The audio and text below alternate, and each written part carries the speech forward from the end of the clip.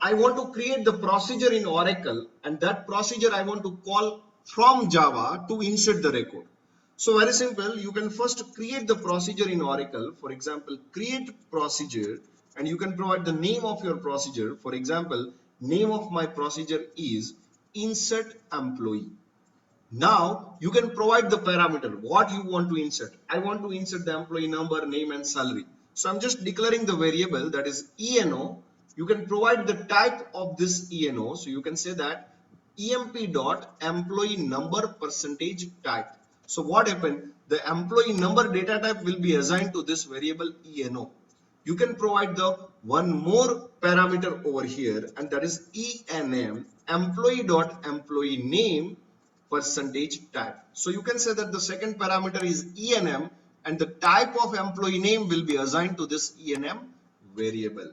And you can provide one more variable over here, that is employee salary, and you can say EMP dot salary percentage type. So these are the three parameters that I want to take from the user, and you can say as begin, and here you can write the insert statement to insert the record. So here you can write that insert into EMP what you want to insert: employee number, name and salary. And what are the values? The values that user provide. The value are what? That is ENO, ENM and ESAL, right? So you can provide over here, that is ENO, ENM and ESAL, and you can write the semicolon, and after that you can say that the commit the record, and here you can say that end of the procedure. You can just provide slash, and you can see that the procedure is created successfully. Now I want to call this procedure from Java to insert the record. So let me write the Java program over here. Here you can save this program as demo8.java. Let me write here the package to import the SQL. So you can write java.sql.star. You can write the name of your class, that is for example demo8, and you can write the main function over here, that is the public static void main. Now here you can load the driver, so you can call class.forName, and here you can provide that oracle.jdbc.driver.oracle driver. So your driver will be loaded.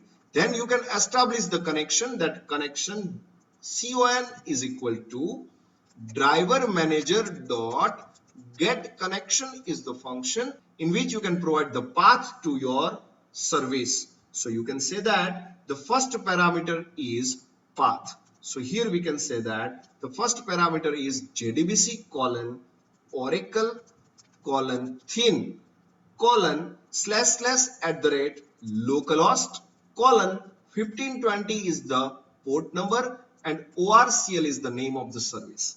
Username Scott, password Tiger. So your connection will be established. Once the connection is established successfully, you can create the instance of callable. So you can write here callable statement CS equal to connection dot prepare call is the function. And here in a prepare call function, you can provide the name of your procedure in a curly bracket.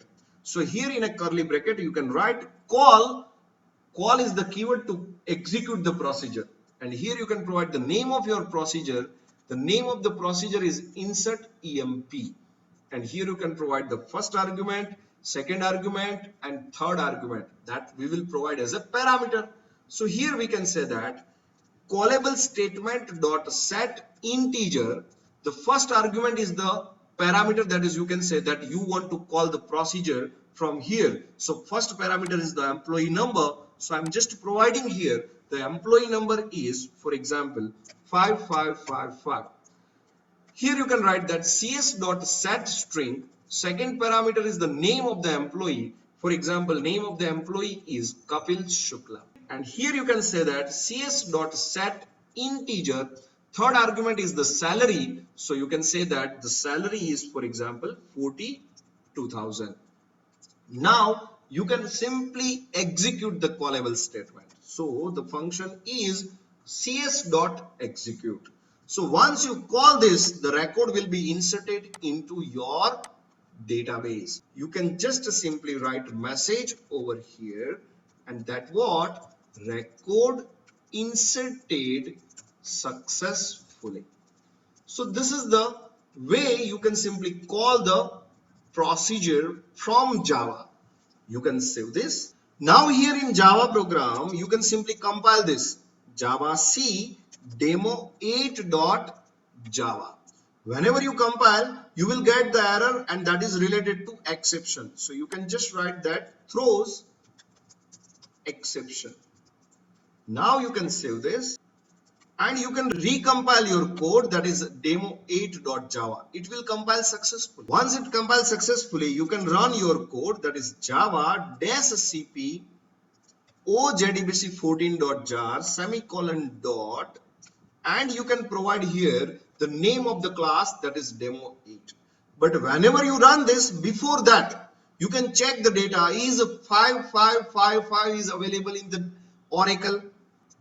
So here you can log on to your SQL Plus Scott Tiger, and here you can fire the query, select employee number, name, salary from employee, where employee number is equal to 5555. You can see that the no record is available.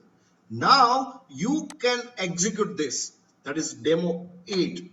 It says that record inserted successfully. Now you can rerun this particular query, and you will be able to see that 5555 Kapil Shukla 42,000 record is available over here. Earlier the record was not found, but right now the record is inserted, and that is possible just because of I created the procedure. So you can say that first I created the procedure over here, then I call the procedure from Java, then I check the data into the table, the record was not there, then I executed the Java program, and after that whenever I check that, the record is inserted successfully. Now suppose if you think that, sir, I want to update the data using the procedure as well as I want to delete the data using the procedure, then it is very simple. You can just type ed over here. So your editor will be open. Instead of this insert employee, you can say that this is update employee, and here you can say that I need the 3 parameters, which employee number you want to update and what you want to update, that is name and salary. So instead of this insert into, you can write over here that update employee, set employee name equal to enm, comma, salary is equal to ESAL, where employee number is equal to ENO. So whatever user provides, that will be updated over here, and you can simply commit the same.